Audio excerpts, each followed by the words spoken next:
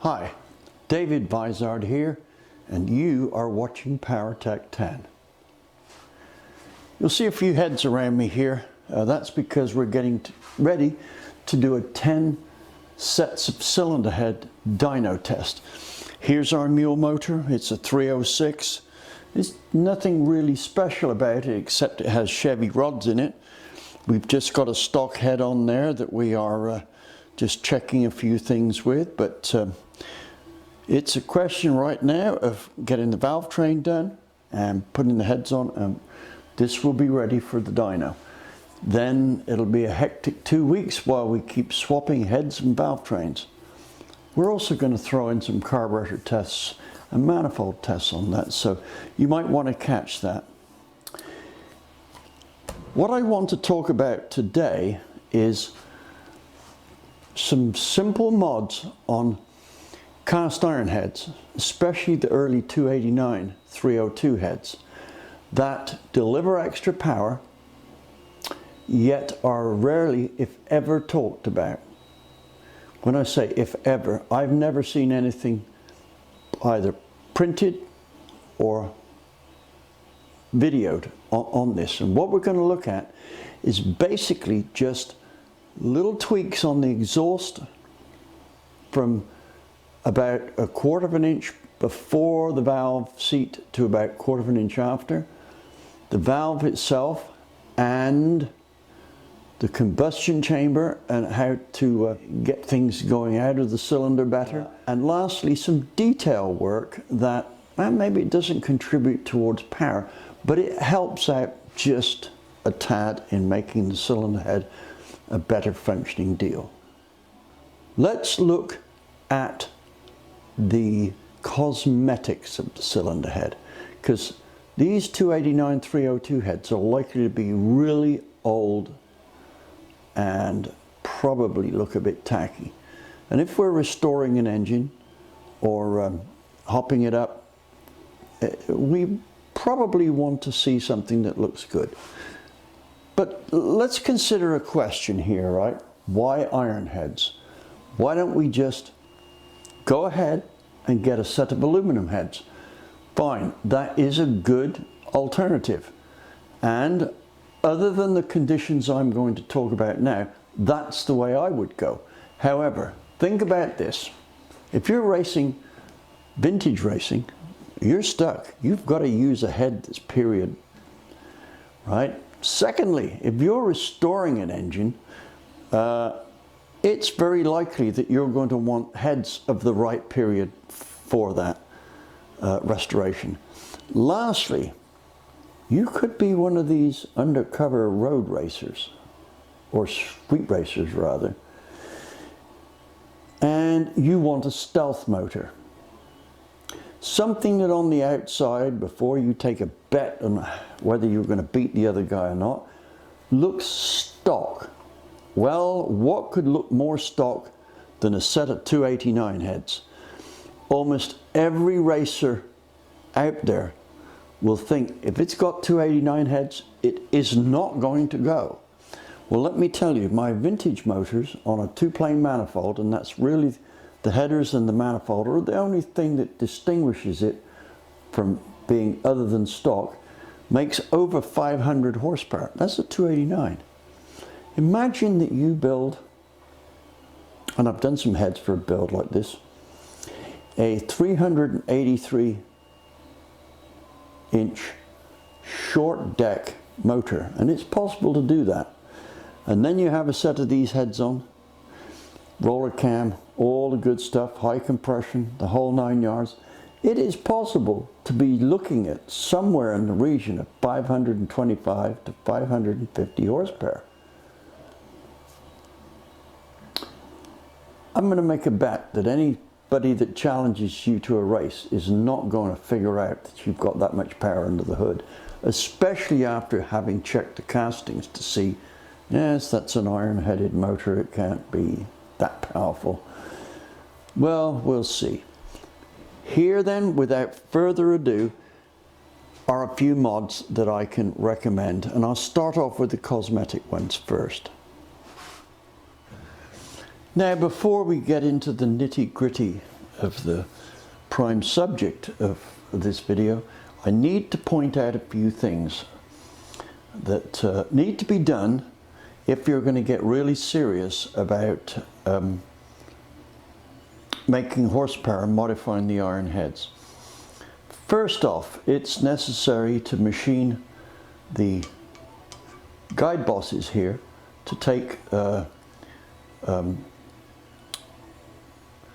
good late seals, biton seals, right? Also, it's necessary to machine this here so that the valve lift that you're going to use can be accommodated without the springs getting coil bind. This particular head here has had the spring seats machined, and with the spring used it will go 560 lift, which is what we're going to be using, and that will still leave about 30 thousandths of before coil bind. Also, we have machined these bosses down so that we can use screw and studs on the heads instead of the pressed in ones.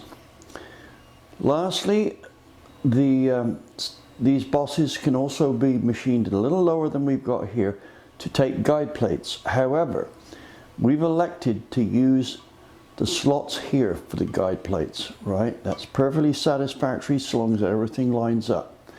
And we already know that it does because this head's been used before. In fact, this particular head that you're looking at here was ported by my friend Charlie down in the Miami area, and with me doing the chamber work on it and the machine work on here. Charlie's porting work is really top-notch. So if you're in the area, and his contact details will float by underneath here, then that would be a good guy to go to get a set of these heads if you didn't want to do them yourself. Also, and this is a useful asset, this area here has been, how shall I say, ported to allow the oil to drain back easier down that hole. It's been ground right up to here, right? And lastly, you'll see that we've got this electric armature enamel. But anyway, now there's a point that I want to raise on it. Why do I use it? Well, two reasons. One, it makes the cylinder head look good, and remember, I'm in the business of selling books and having color photographs taken of my work. So that's one reason. Secondly, it seals the casting, right? And I say secondly, this casting was shot blasted to get it clean, right? Which is always a good way to clean up a casting. But if you're going to spray this electric armature enamel on there, it needs to be just fogged on. If it's put on too thick, it will peel off. And the other thing is it needs to be cured for several days. And what I normally do is put it on a radiator that's around about 160 degrees and leave it for 5 days, right? And then it's really hard. Do that, and if you sprayed it, fogged it onto a clean surface, it is not going to come off. Okay, here's the intake manifold face. You might be able to see a little bit of Charlie's expert port work there.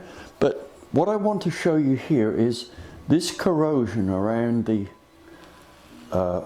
water hole. Now, you can make this situation a lot better without having to go into the expense of machining this face. The holes here are usually a lot smaller than the gasket.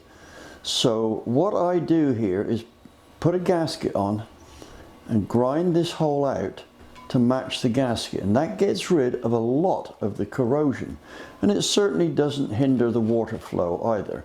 So that's a good move. As you can see though, there's still a bit of corrosion left, but with some of the gaskets you can go out further than that.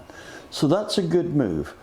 Again, it's a cosmetic move. It's not going to be important unless you're a really fussy guy, that's like me, or you're going to sell heads for a living. Well, that's like me as well. That done, now let's take a look at the business part of this video. That is making more horsepower. First off, and this is very important, see this area here has been flattened out, right? This is what I call a scavenge plateau, right? By cutting this out like this, we cause the scavenge action just at the end of the stroke, exhaust stroke, to be greatly enhanced. It isn't much, but it's very effective. There's a little tail here. Now, I've been doing this for some years, right? Way back when, I think it was probably about 2001, 2002, Dick Bergen's magazine asked me to do a story on the then new Roush head that Roush did for World Products, right, which created quite a stir. And they did a nice job, but they only almost got it right. I remember opening the box, and the first thing I saw was the chamber was not optimized, right? It did not have this plateau here. It had a conventional heart-shaped chamber. That is not the way to go. Doing this here on a head like this, if it made about 400 horsepower before, just cutting this plateau here will up that power to about 412 horsepower with no downside anywhere else in the lower RPM range. Also, it will extend the shift point by about 500 RPM, which means on the track it's worth far more than the 12 horsepower or so that you could expect to get from it, because you'll change gear that much later. Secondly, the exhaust seats here, now this is contrary to what the Cup cars are doing. The exhaust seats here are not 45-degree seats, nor are they 50 or 55, which is what the Cup car guys are doing. These are cut to 40 degrees, right? And what that does is it allows the cylinder to blow down faster, because it presents area to the cylinder faster with a 40-degree seat than a 45. Now, the beauty about this is, for the street or street strip, is if you cut the 40-degree seat, you do not need to have a dual pattern cam as much as you might have done with a regular seat. When I'm doing these 40-degree seats on engines, I typically don't use more than 2 to 4 degrees more exhaust, and if it's a real street motor, a single pattern cam.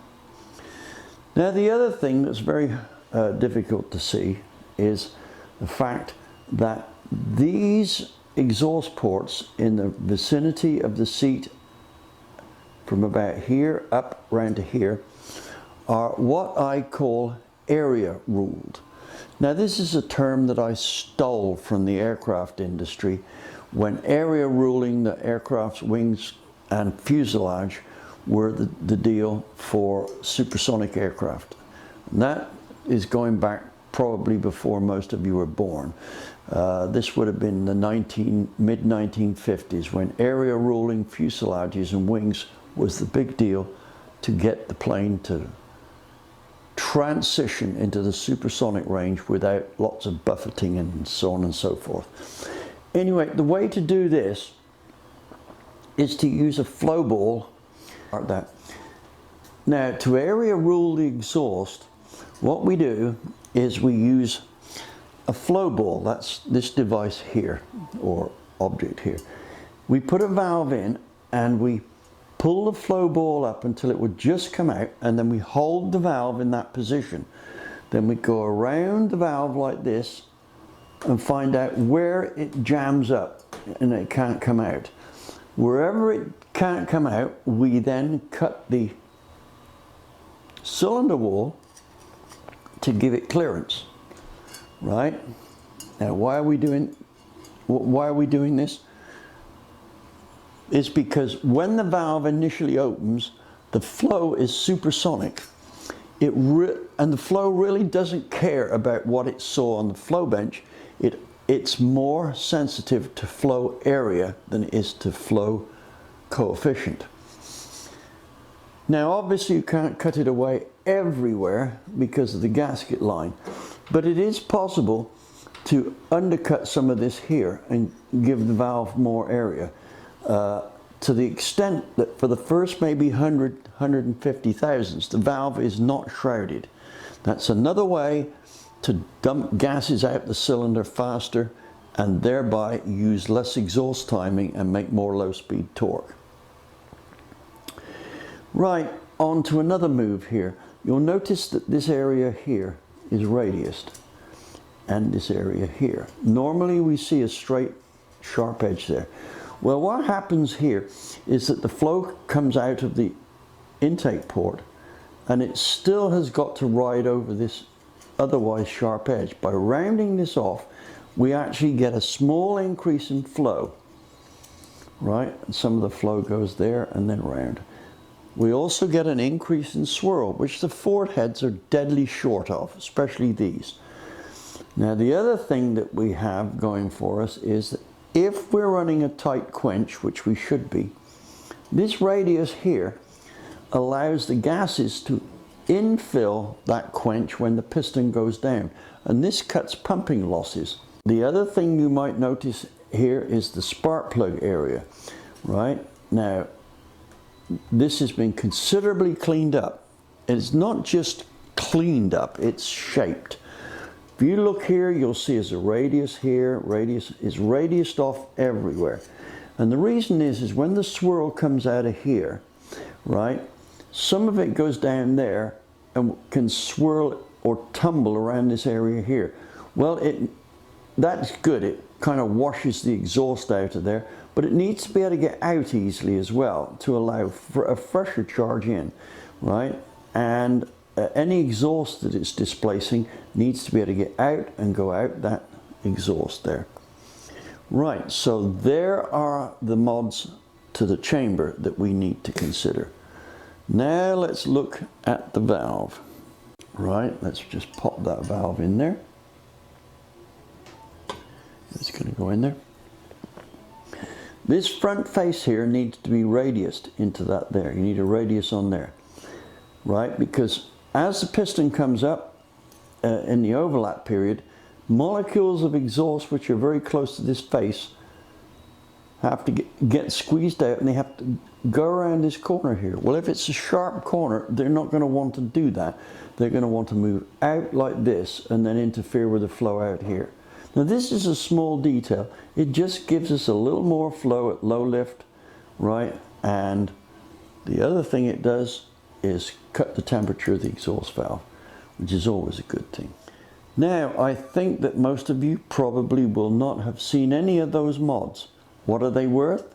If you do all these changes here, right, if you had a 400 horse motor before, then just the chamber mods I've discussed here will pump that up to probably close to 420. Oh, and there's one I forgot to talk about here, right? You need to try and keep a sharp edge here, but everywhere else around the exhaust, it needs to have a radius coming into that seat, right? And that's especially so to make it scavenge better. That you don't have to cut that radius on there. You can do that with your emery roll if you've got a steady hand.